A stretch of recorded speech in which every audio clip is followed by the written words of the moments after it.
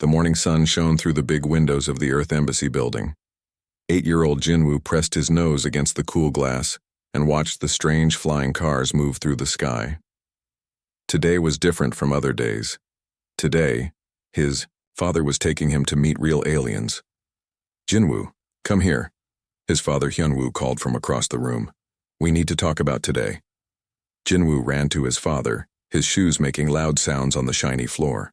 His father was wearing his best blue suit, the one he only wore for very important meetings. Hyunwoo was tall and had kind eyes that always made Jinwoo feel safe. "Today we're going to the Velthari Embassy," Hyunwoo said, kneeling down to be at the same height as his son. "Do you remember what I told you about the Velthari people?" Jinwoo nodded fast. "They're from a planet far away in space. They look different from us, but they're very smart. And you help them talk to other humans, because you know their language." "That's right," Hyunwoo smiled. "Today there's a big dinner party. The Velthari ambassador wants to make friends with Earth. But some people on both sides don't trust each other yet. We need to show them that humans and Velthari can be friends." Jinwoo's eyes got wide. "Will I really see aliens, Papa?" "Yes, but remember what we practiced. Be polite. Don't stare too much. And if you don't understand something, just smile and be nice." They took a special flying car to the Velthari Embassy. The building looked very different from human buildings. It was made of some kind of purple stone that seemed to glow in the sunlight. Strange symbols were carved all over the walls. Jinwoo held his father's hand tight as they walked to the big door. Inside, everything was even more amazing. The ceiling was very high and covered with moving lights that looked like stars. The air smelled like flowers Jinwoo had never smelled before. And then he saw them. The Velthari people. They were taller than humans and had blue-gray skin that seemed to shine. Their eyes were bigger than human eyes and were bright green. They had long fingers and moved in a very smooth way. Jinwoo tried not to stare, but it was hard. "Welcome," said a tall Velthari woman in perfect English. She wore long robes that changed color when she moved. "I am Ambassador Keithara. You must be translator Hyunwoo and his son." Hyunwoo bowed politely. "Thank you for inviting us, Ambassador. This is my son Jinwoo." Jinwoo tried to bow like his father, but he almost fell over. The ambassador made a sound that might have been laughing. "Your son is very cute," she said. "My daughter is here today too.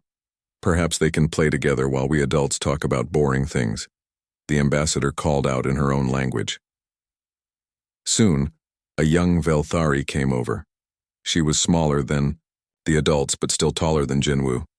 Her skin was lighter blue and her eyes were even brighter green. She wore a simple white dress and looked very shy. "This is my daughter Nara," Ambassador Keithara said. "Nara, this is the human boy I told you about." Nara looked at Jinwoo with curious eyes but didn't say anything. Jinwoo didn't know what to say either. They just stared at each other. "Why don't you two go sit over there?" Hyunwoo suggested, pointing to some soft chairs near a window. "The grown-ups need to talk." Jinwoo and Nara walked slowly to the chairs. Neither of them spoke. Jinwoo sat down and Nara sat across from him. They kept looking at each other. Finally, Jinwoo smiled and said, "Hi." Nara tilted her head like she was thinking. Then she said something in her own language that sounded like music. "I don't understand," Jinwoo said, still smiling.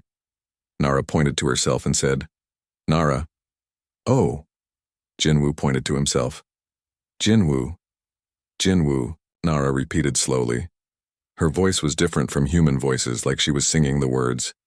"Nara," Jinwoo said back. Nara smiled, and when she smiled, her whole face seemed to light up. Jinwoo thought it was the most beautiful smile he had ever seen. Nara looked around and then went to a table nearby.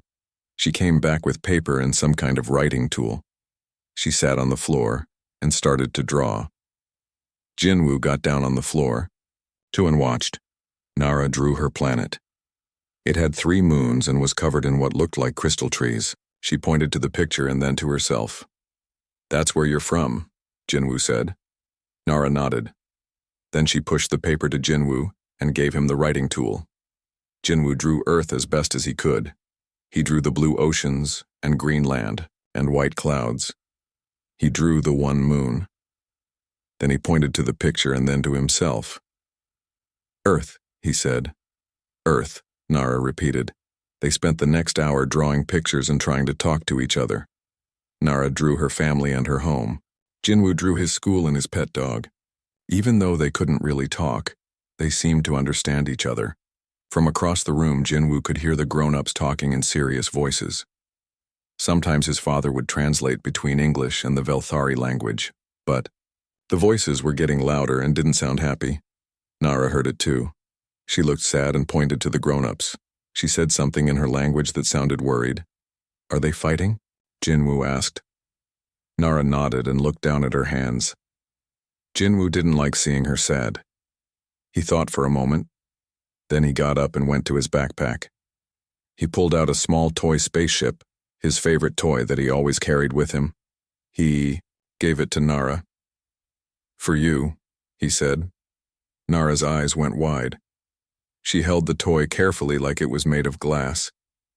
She looked at Jinwoo and said something that he could tell meant thank you. Then Nara did something that surprised him. She reached into her dress and pulled out a small crystal on a thin chain. The crystal was clear but seemed to have light moving inside it. She put the chain around Jinwoo's neck. The moment the crystal touched his chest, Jinwoo felt something strange. It was warm and seemed to make his heart beat faster. The crystal started to glow very softly. Whoa, Jinwoo said, looking down at it. Nara pointed to the crystal and then to her heart. Then she pointed to Jinwoo's heart. She was trying to tell him something important, but he couldn't understand the words. Just then, Ambassador Kithara came over to them. She looked very sad and tired. Nara, we must go, she said in English.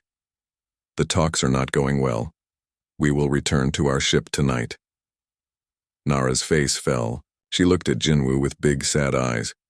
You're leaving? Jinwoo asked. Ambassador Kithara nodded.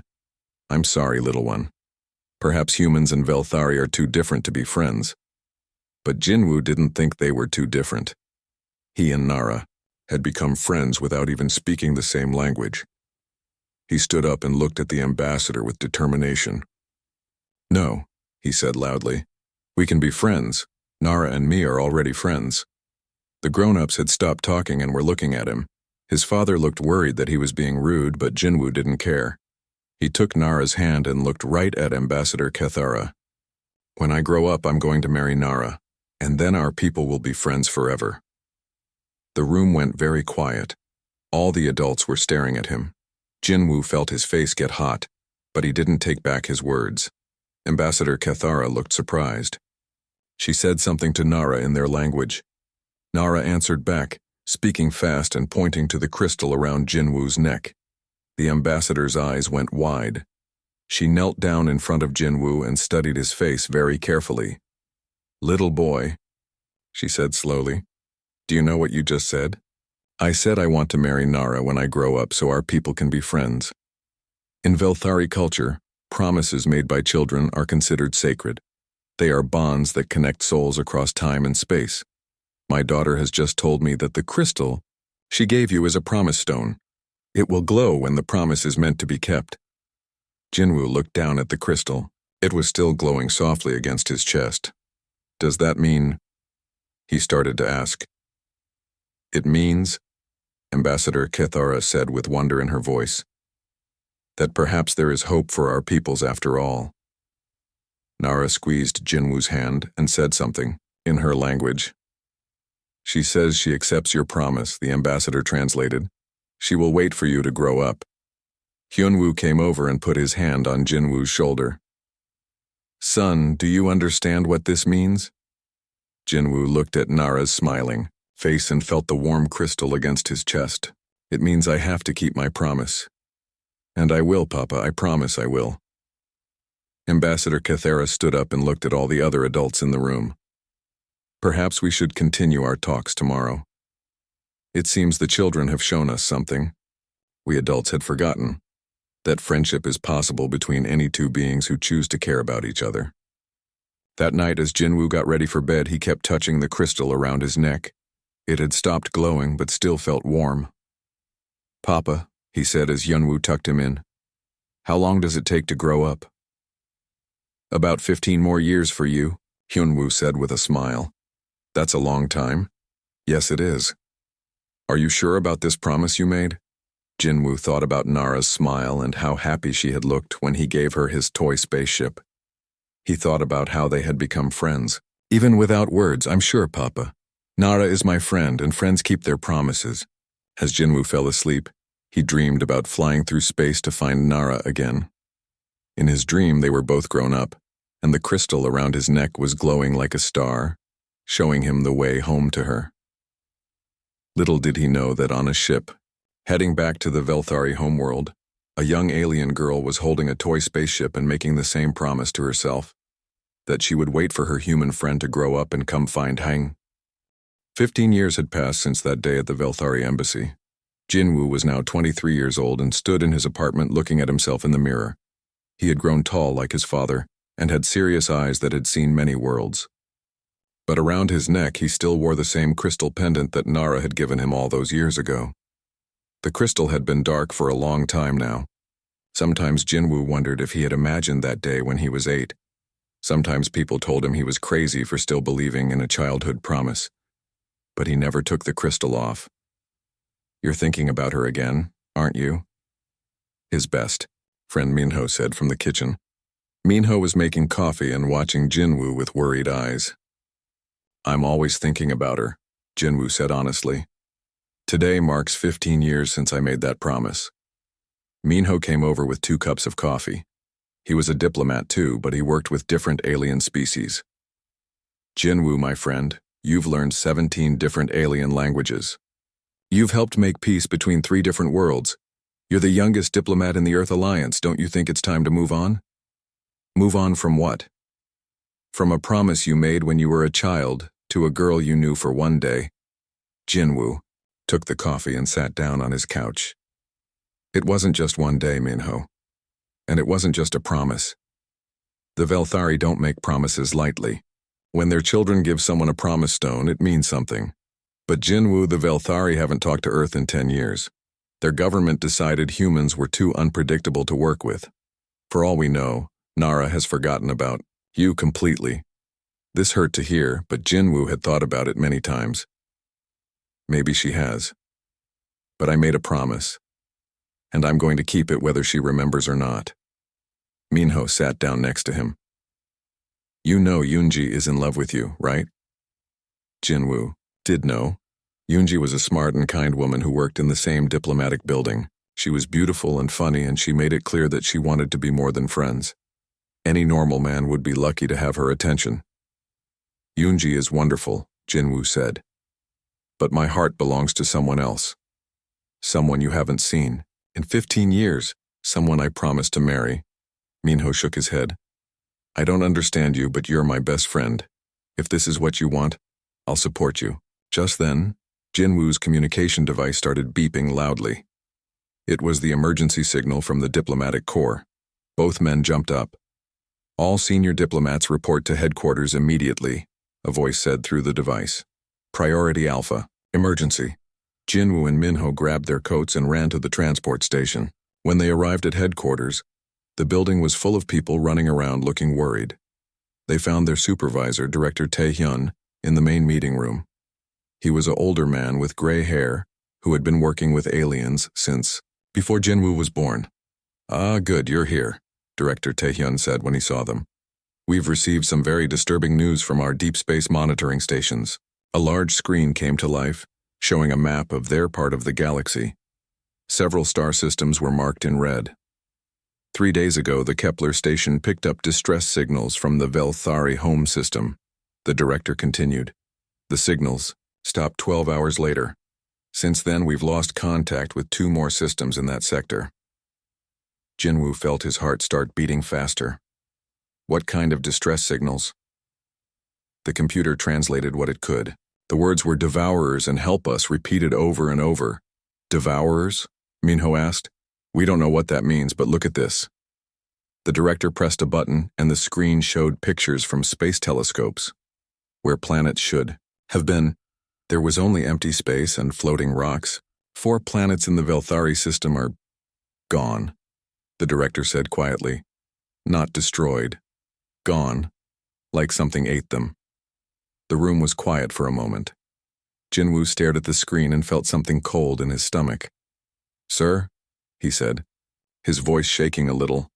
"Request permission to lead a contact mission to the Velthari system." Director Taehyun looked at him with surprise. "Jinwoo, you know the Velthari cut off all contact with us. Their government said humans were too dangerous to associate with. They won't want our help." "But they might need it," Jinwoo said. "I'm the only diplomat here who can speak fluent Velthari, and I have a personal connection to their people." "What kind of personal connection?" Jinwoo touched the crystal around his neck. It was still dark, but it felt warmer than usual. "When I was a child, I became friends with the ambassador's daughter. I made a promise to her family." Director Taehyun looked at him for a long time. "Jinwoo, this could be incredibly dangerous. We don't know what these devourers are, or what happened to those planets." "I understand, sir, but someone has to try." That night, Jinwoo couldn't sleep. He stood by his window looking up at the stars and thinking about Nara. Was she still alive? Was her planet one of the ones that had disappeared? He pulled out an old photo from his wallet. It was the only picture he had of that day 15 years ago. In it, he was a small boy standing next to a young alien girl. They were both smiling and holding hands. Nara was wearing the white dress, and he could just see the crystal pendant around his neck in the photo. "I'm coming, Nara," he whispered, to the picture. "I told you I would keep my promise." The next morning, Jinwoo reported to the spaceport. His mission team was small. Just him, Captain Siwan, who would pilot the ship, and Dr. Yuna, an expert on alien cultures who would help with first contact if they found any survivors. Captain Siwan was a tough woman who had been flying between stars for 20 years. "I think you're all crazy for wanting to go to a place where planets disappear," she said as they boarded their ship. "But I've seen stranger things in space." Dr. Yuna was younger and more excited. "This could be the most important first contact mission in human history. If there really is some new alien threat, we need to understand it." Their ship was fast but small. It would take them 5 days to reach the edge of Velthari space. As they traveled, Jinwoo spent his time studying every file the Earth government had about the Velthari. He practiced speaking their language and tried to remember everything Ambassador Cathara had taught him about their customs. On the 3rd day, something amazing happened. Jinwoo was in his cabin reading when he felt something warm against his chest. He looked down and saw that the crystal pendant was starting to glow. It was very faint at first, just a tiny light inside the crystal. But as the hours passed, it got brighter. "Captain," he called over the ship's communication system, "how much longer until we reach Velthari space?" "About 36 hours at current speed," Captain Siwan replied. "Why?" Jinwoo looked down at the crystal. It was now glowing, bright enough to see even in the light of his cabin. "I think we're going the right way." Meanwhile, far across the galaxy, Nara stood on what was left of her homeworld and watched the sky with tired eyes. She was no longer the shy little girl who had met a human boy 15 years ago. Now she was tall and strong, a warrior who had fought in dozens of battles against the creatures her people called devourers. The devourers were like nothing the Velthari had ever seen before. They looked like giant insects but seemed to be controlled by some kind of group mind. They would land on a planet and start eating everything: the plants, the animals, the rocks, even the air. When they were done, the planet would be gone and they would move on to the next one. Nara's people had fought bravely, but their weapons didn't work well against the devourers. The creatures learned too fast and adapted to every attack. Half of the Velthari worlds were already gone, and the rest were losing the fight. "Commander Nara," one of her soldiers said as he ran up to her, "the council wants to see you immediately." Nara followed the soldier to what was left of their government building. Inside, the few remaining leaders of her people sat around a broken table. "Nara," said Elder Morthek, the oldest member of the council, "we are losing this war. Our weapons, are not enough. Our ships are not fast enough. We need help. What kind of help, Elder? Nara asked. There is one option we have not tried, another council member said. We could contact other species, ask them to join us in fighting the Devourers. You mean the humans? Nara said. The council members looked uncomfortable. Among others, yes. But you know our government's position on humans. They are unpredictable, dangerous.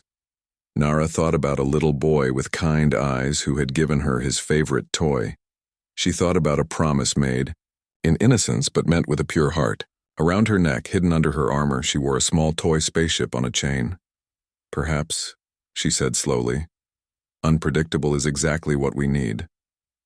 That night, Nara stood alone on the highest tower of their city and looked up at the stars. Somewhere out there, if he was still alive, was the human boy who had promised to marry her. She had never forgotten him, even when her family tried to arrange marriages with other Velthari. She pulled the toy spaceship from under her armor and held it tight. Jinwoo, she whispered in the human language she had taught herself over the years. If you meant what you said, we need you now. We all need you now. As she spoke, something strange happened. For just a moment, she could have sworn she felt something warm against her chest, like an echo of the promise stone she had given, away so long ago, far away, on a small human ship racing through. The human ship dropped out of faster-than-light travel at the edge of what used to be the Velthari home system. What they saw made everyone on board go quiet with shock. Where there should have been 8 beautiful planets, only 3 remained. The others were just clouds of floating rocks and dust. Even the star looked dimmer, like something had been feeding on its light. My God, whispered Dr. Yuna as she stared at the readings on her screen. What could do something like this? Captain, Siwan's face was grim. I've seen planets destroyed by wars before, but never anything like this. It's like something just ate them.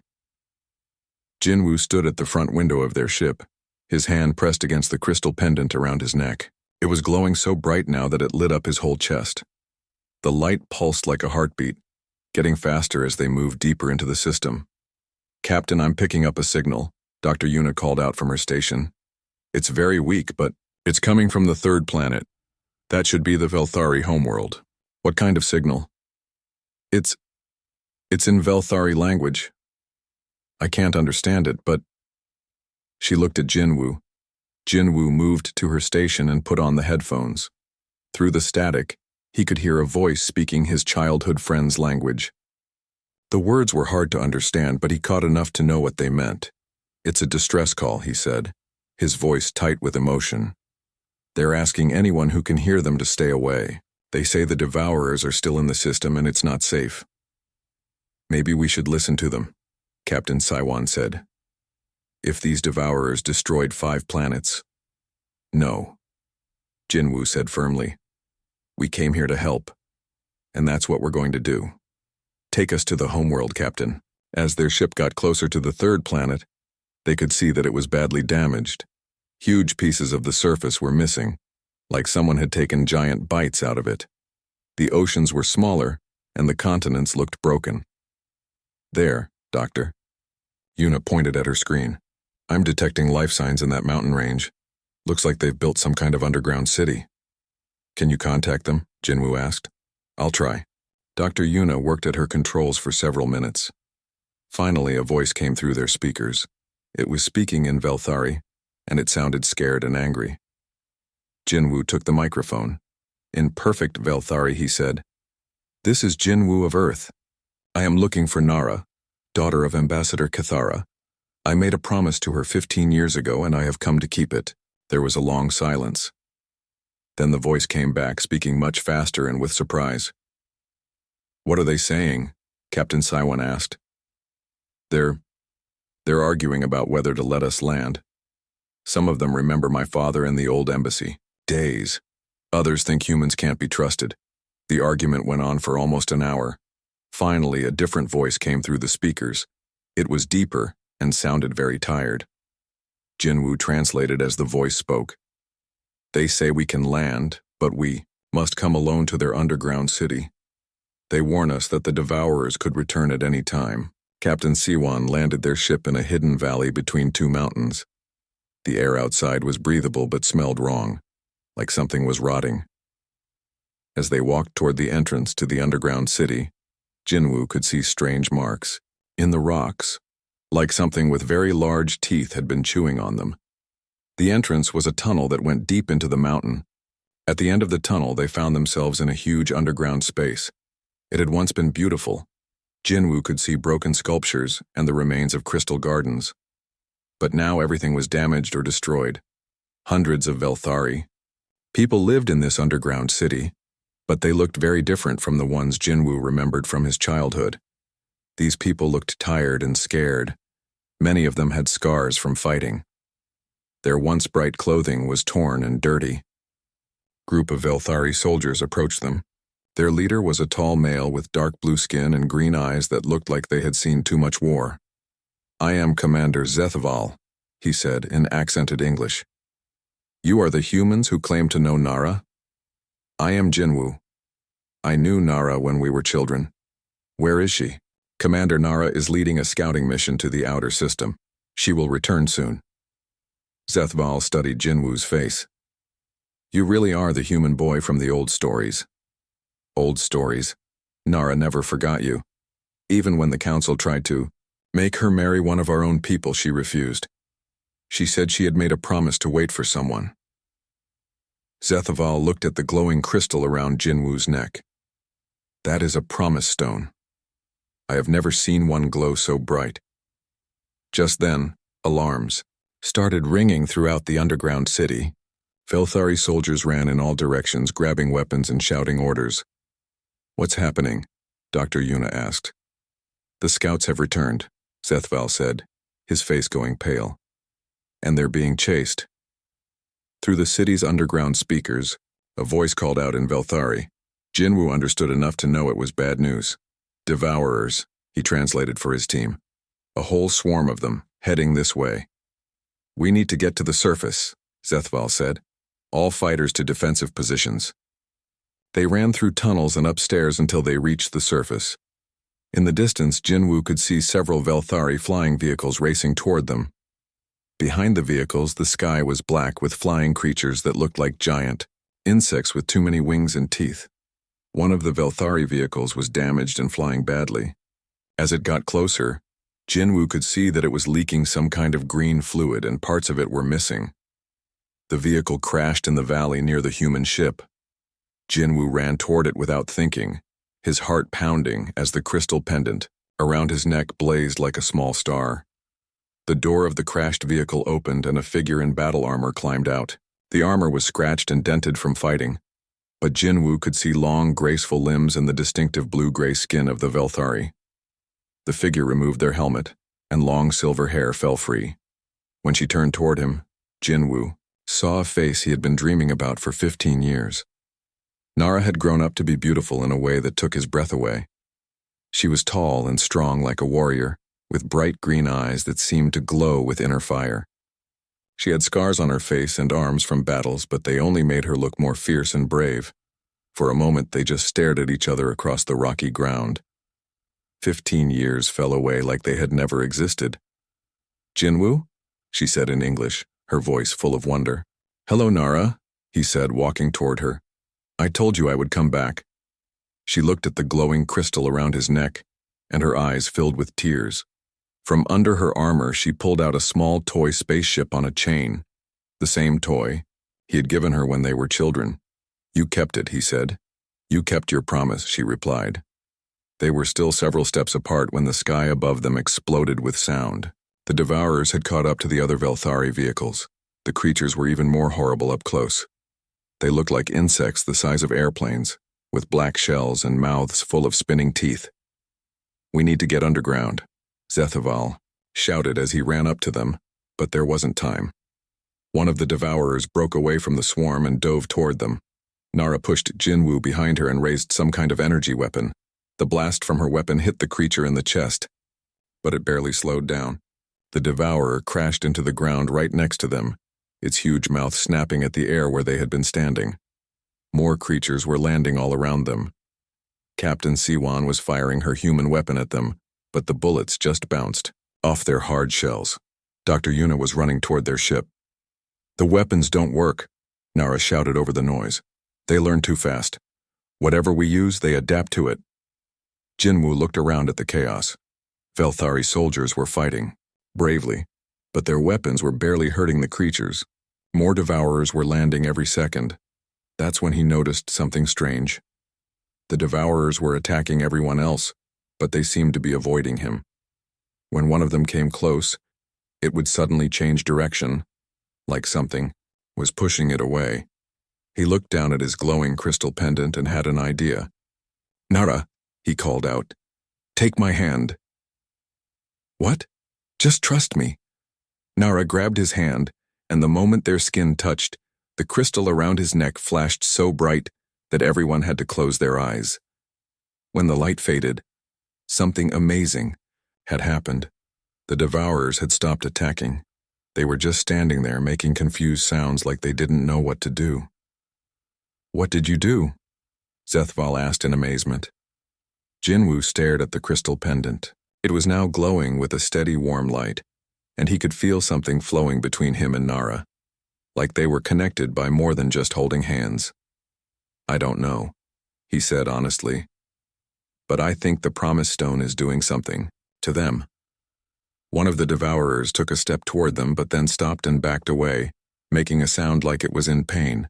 "They can't get close to us," Nara said with wonder in her voice. "The Promise Bond, it's protecting us somehow." More devourers were landing, but none of them could get within 10 feet of Jinwoo and Nara. They circled around them, making angry sounds, but something kept pushing them back. "This is incredible," Dr. Yuna said as she came back from the ship with her recording equipment. "They're avoiding you like you're surrounded by some kind of force field." "But why?" "Captain." The underground city buzzed with activity as word spread about what had happened on the surface. For the first time in months, the Velthari people had hope. The Devourers had retreated when faced with the strange power that seemed to protect Jinwoo and Nara when they were together. In the main council chamber, Elder Morthek sat at the head of a large table made from crystal that had survived the attacks. Around him sat the remaining leaders of the Velthari people. At the other end of the table, Jinwoo sat next to Nara, with Captain Siwan and Dr. Yuna beside them. "Tell us again what happened," Elder Morthek said in English, his ancient eyes fixed on the glowing crystal around Jinwoo's neck. "When Nara and I touched hands, the Promise Stone became very bright," Jinwoo explained. "The Devourers couldn't come near us. They tried, but something pushed them away. It was like they were afraid of us," Nara added. "I've never seen them retreat before." Dr. Yuna leaned forward with excitement. "I recorded everything. The energy readings from the crystal were off the charts. It was producing some kind of field that the creatures couldn't pass through." Elder Morthek looked thoughtful. "Promise. Stones are ancient artifacts. They were made by our ancestors using technology we no longer understand. The stories say they can create bonds between souls that cross time and space. But why would that scare the Devourers?" Commander Zethval asked. "Maybe because they don't have souls," Jinwoo said quietly. Everyone turned to look at him. "Think about it," he continued. "You said they act like they have a group mind, right? They all seem connected to each other, moving together, thinking together. What if they can't understand individual connections between people?" Captain Siwan nodded slowly. "That would make sense. If they're used to everyone thinking the same way, a personal bond between two individuals might be something they can't process." "It's more than that," Nara said. "When Jinwoo and I were connected through the Promise Stone, I could feel what he was feeling. I could almost see what he was thinking. It was like we became one person with two bodies." "That's the opposite of how the Devourers work," Dr. Yuna said excitedly. "There are many bodies with one mind. You two became one mind with two bodies." Elder Morthek stroked his chin thoughtfully. "If this is true, then perhaps we have found their weakness. But one protection field is not enough to save our remaining worlds." "What if we could make more?" Jinwoo asked. "Impossible," another council member said. "Promise stones can only be made by children who truly believe in their bond, and even then only one has been created in the last 100 years, the one your Nara made." Jinwoo felt his heart sink. He had hoped they could create more promise stones and give them to other couples. But, Elder Morthek said slowly, there might be another way. He stood up and walked to an ancient book on a shelf behind his chair. The book was written in old Velthari symbols that even Nara had trouble reading. This tells the story of the Great Joining, the elder said. Long ago, when our people faced extinction from a plague, 2 young Velthari used a promise stone to join their life forces together. Their bond became so strong that it spread to others around them, creating a network of connected minds that could share strength and healing. You mean like a group mind but based on love instead of control? Nara asked. Exactly. But it required a ceremony, a formal joining of the 2 souls who held the promise stone. Jinwoo felt his cheeks get warm. You mean marriage? Yes, Elder Morthek said. And not just any marriage. A true joining ceremony that would bind your life forces together permanently. It would make the bond so strong that others could join it by choice. The room was quiet for a moment. Jinwoo looked at Nara and saw that she was thinking hard about something. There's something else, she said finally. If we're going to ask our people to join their minds together, they need to trust the bond we're creating. Many of them still don't trust humans. Commander Zethval nodded. It's true. The old government cut ties with Earth because they thought humans were too unpredictable, too dangerous. Maybe that's exactly what we need, Captain Siwan said. The Devourers have defeated every logical strategy you've tried. Maybe it's time to be unpredictable. Just then, an alarm started ringing again. A young Velthari soldier ran into the chamber. Elder, the Devourers are gathering in the outer system. Our scouts report thousands of them, maybe tens of thousands. They're getting ready for a final attack. Elder Morthek's face went pale. How long do we have? 2 days, maybe 3. The chamber erupted in worried voices as the council members started talking over each other. Some wanted to evacuate to deep space. Others wanted to make a last stand. Jinwoo stood up, and the room gradually got quiet. Elder Morthek, he said, formally, I request permission to marry Nara according to Velthari custom with the full joining ceremony. Jinwoo, Dr. Yuna said quietly, do you understand what you're asking? This isn't just a human wedding. If what the elder says is true, this ceremony would bind your life force to hers permanently. You could never be separated, even by death. Jinwoo looked at Nara. She was watching him with those bright green eyes, and he could see love there, but also worry. Are you sure? She asked him in English. We've only just found each other again. We're still almost strangers. Jinwoo thought about the 15 years he had spent learning languages and customs, preparing for this moment without even knowing it. He thought about all the nights he had looked at the stars and wondered if she was looking at them too. Nara, I made you a promise when I was 8 years old. I've spent 15 years getting ready to keep that promise. I learned your language, I studied your culture, I became a diplomat so I could understand your people. Everything I've done has been leading to this moment. He took her hands in his. The crystal pendant glowed brighter. I may not know what foods you like or what makes you laugh, he continued. But I know that I've loved you since the moment I met you. I know that I would do anything to protect you and your people. And I know that together, we're stronger than apart. Nara's eyes filled with tears. You really mean it. I've never meant anything more in my life. She stood up and addressed the council in formal Velthari. Jinwoo understood most of what she said. She was accepting his proposal and requesting the joining ceremony. Elder Morthek looked around the table at the other council members. One by one, they nodded their agreement. Very well, the elder said. But we must do this properly. A joining ceremony takes time to prepare, and we only have 2 days. What do we need? Captain Siwan asked. First, we must contact the Earth fleet and ask them to come help us. This battle will require both human unpredictability and Velthari technology. Jinwoo felt surprised. You want to work with humans? Young man, you are about to become part of our family. That makes all humans our potential allies. The elder smiled slightly. Besides, if we're going to be unpredictable, we might as well learn from the experts. The next 2 days were the busiest of Jinwoo's life. While Captain Siwan contacted Earth and requested immediate military support, Jinwoo worked with Velthari engineers to understand how their weapons and shields worked. Dr. Yuna studied the Devourers and tried to figure out exactly why the Promise Stone affected them. Meanwhile, Nara worked with her people to prepare for the joining ceremony. It was more complicated than a human wedding. They had to create special ceremonial robes, prepare ancient foods, and set up a crystal altar that would focus the power of the Promise Stone. On the morning of the ceremony, Jinwoo woke up feeling nervous. In a few hours, he would be married to someone he had known as a child but barely knew as an adult.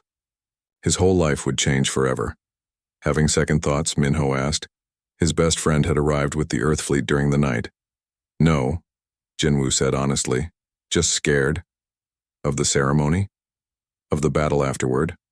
What if our plan doesn't work? What if I'm not strong enough to protect her people? Minho put a hand on his shoulder. Jinwoo, you've done something no one else could do. You kept a promise for 15 years and found a way to hurt these creatures. That's not luck.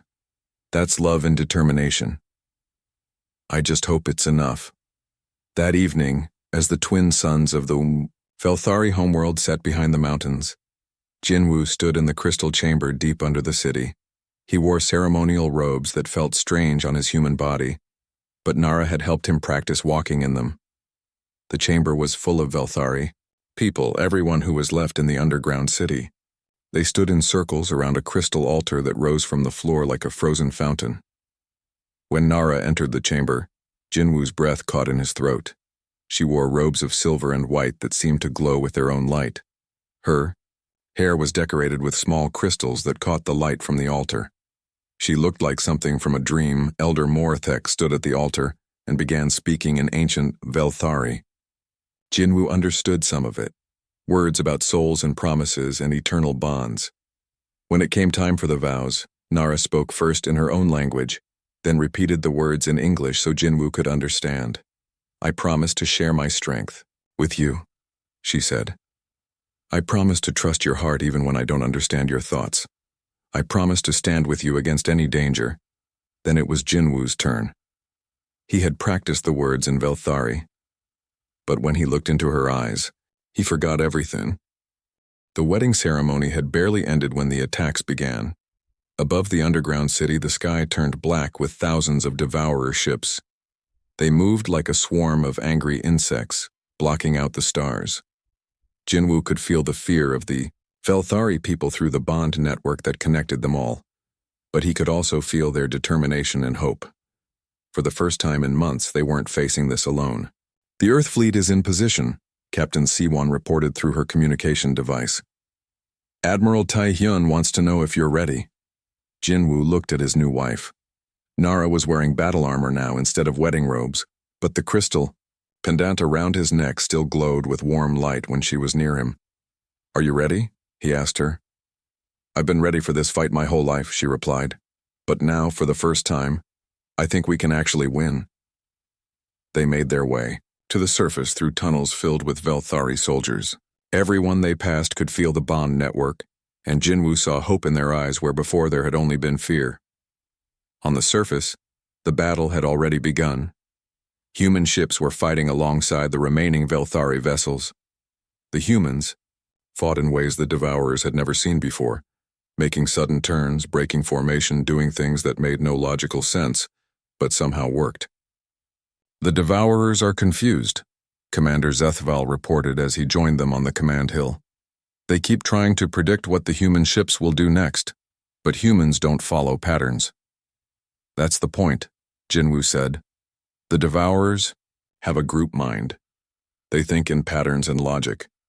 But humans are individuals who make choices based on emotion and intuition. Through the bond network, Jinwoo could feel the thoughts of every Velthari fighter. He could sense their fears, their hopes, and their growing confidence as they realized they were part of something larger than themselves. Nara, he said, I think I understand now. The Devourers aren't just eating planets. They're trying to turn every species into part of their group mind. That's why they've been winning. They make everyone think the same way. But our bond network is different, Nara said, understanding. We're connected by choice, not control. We can share thoughts without losing ourselves. Above them, more devourer ships were landing. But something strange was happening. As they got closer to the area where Jinwoo and Nara stood, the creatures started moving slower and making confused sounds. The protection field is getting stronger, Dr. Yuna observed. She had set up monitoring equipment on the hill. It's not just around you two anymore. It's covering almost a quarter of the battlefield. It's the bond network, Jinwoo realized. Every person who joins it becomes part of the protection. That gave him an idea. Nara, what if we could extend the network to the human fleet too? Is that possible? I don't know, but we have to try. Jinwoo activated his communication device. Admiral Taehyun, this is Jinwoo. I need you to do something that's going to sound crazy. I'm listening, son. I need every human ship to get as close to the planet's surface as possible. And I need every human soldier to think about someone they love, someone they'd do anything to protect. There was a pause.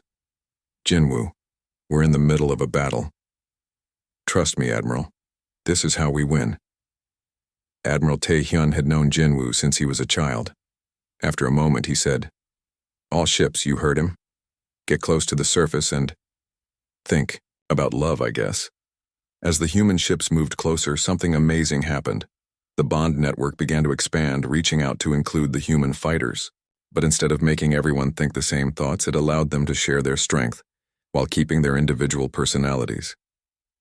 Jinwoo could suddenly feel the minds of hundreds of human soldiers. Each one was different. Some were thinking about families back home, others about friends fighting beside them. Some were thinking about duty and honor, others about the simple desire to see another sunrise. It's working, Nara said with wonder. I can feel them all. Humans and Velthari, all connected but all still themselves. The effect on the devourers was immediate and dramatic. The creatures that had been landing began to retreat back to their ships. Those that were already on the ground started making sounds like they were in pain. Through her communication system, Dr. Yuna's excited voice came through clearly. The energy readings are incredible. The protection field now covers the entire battlefield. The devourers can't get close to any of our forces. But even as they celebrated, Jinwoo felt something else through the bond network. A cold, alien presence that was much larger and more frightening than the individual devourers. There's something else, he told Nara. Something bigger behind all this. High above the planet, space began to bend and twist. Something huge was coming through. Something so large it blocked out whole sections of stars. By all the gods, Commander Zethval whispered. The thing that emerged from twisted space was like nothing anyone had ever seen. It was the size of a moon but shaped like a giant brain made of black metal. Thousands of cables connected it to the devourer ships, and waves of mental energy poured out of it. The collective mind, Nara said, somehow knowing what it was. The thing that controls all the devourers. The moment the collective mind appeared, every human and Velthari in the bond network felt it trying to push into their thoughts. It was trying to take control, to make them all part of its group mind. But the bond network held. The connections between individuals built on love and choice rather than control and fear were stronger than the collective's attempts to dominate them. It can't control us, Jinwoo said with amazement. It doesn't understand how to break bonds based on love. The collective mind's attacks grew stronger. It sent waves of mental energy that would have crushed any individual mind. But the bond network shared the burden among thousands of connected people. We need to fight back, Nara said. But how do you fight something like that? Jinwoo looked at his wife and suddenly understood what they had to do. We show it what it's missing, he said. The collective thinks the only way to be strong is to make everyone the same. But we're stronger because we're different and choose to work together anyway. He activated the communication system that connected to every ship in both fleets. Everyone listen to me, he said. I want you to think about the person next to you. Think about what makes them special. Think about why you choose to fight alongside them even though they're different from you. Through the bond network, Jinwoo felt thousands of minds turning toward each other with love and respect. Human soldiers thinking about their Velthari allies. Velthari warriors appreciating the courage of human fighters. Friends thinking about friends. Family thinking about family. The energy that flowed through the network wasn't the cold, controlling force of the collective mind. It was warm and bright and full of individual choices to care about others. Now, Jinwoo said, let's show it to them. Together, every connected mind in the bond network reached out toward the collective mind. But instead of trying to attack it or control it, they shared with it the feeling of what it was like to love someone and be loved in return. The effect was instant and shocking. The collective mind, which had never experienced individual emotions or personal connections, was overwhelmed by the flood of love and friendship and choice. It had been built to control and consume, not to understand. Caring and sacrifice. The giant brain-like structure began to shake and spark. The cables connecting it to the Devourer ship started breaking. All across the battlefield, the Devourer creatures stopped moving and began making sounds like they were waking up from a long sleep. The individual Devourers, Dr. Yuna reported. With excitement, they're not part of the collective anymore, they're becoming individuals. Some of the Devourers began attacking their own ships. Others just flew away into space, finally free to make their own choices. The collective mind, unable to process the concept of willing cooperation between different beings, began to tear itself apart. With a flash of light that could be seen across the entire star system, the collective mind exploded. The explosion was so large it lit up the sky like a second sun. When the light faded, the Devourer threat was over. The creatures that remained were no longer controlled by the group mind. They scattered in all directions, finally free to live as individuals. On the surface of the Velthari homeworld, humans and Velthari celebrated together. The bond network that had saved them remained, but it was gentler now, a connection that people could choose to join or leave as they wished. We did it, Nara said, taking Jinwoo's hand. We actually did it. We kept our promise, Jinwoo replied, looking at the crystal pendant that still glowed softly around his neck. Elder Morthek approached them with tears of joy in his ancient eyes. You have saved not just our people, but countless worlds across the galaxy. The collective will never threaten anyone again. In the days that followed, as the combined human and Velthari fleets worked together to help the scattered Devourer individuals find new homes, plans began for something that had never existed before. A truly integrated colony where humans and Velthari would live and work together as equals. The colony would be built on one of the moons that had survived the attacks. It would be a place where the two species could learn from each other, where human creativity could combine with Velthari wisdom,